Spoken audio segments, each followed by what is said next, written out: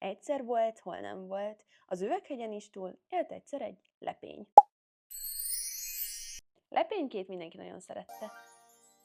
Sütötték sparhelten, ették minden nap. Míg nem megjelentek a street foodok.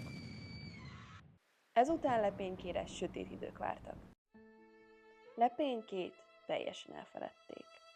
Egyedül volt. Nem értette, miért nem olyan jó, mint a többiek. Míg nem Kecskemét szívében megjelent két csodalány, Szilvi és Edith. Szilvi és Edith úgy döntött, hogy felkeresik Lepénykét. Hát Lepényke ekkora már nem volt valami jó paszban? Ezért Edith és Szilvi úgy döntött, hogy megreformálják egy kicsit és megtöltik újra élettel.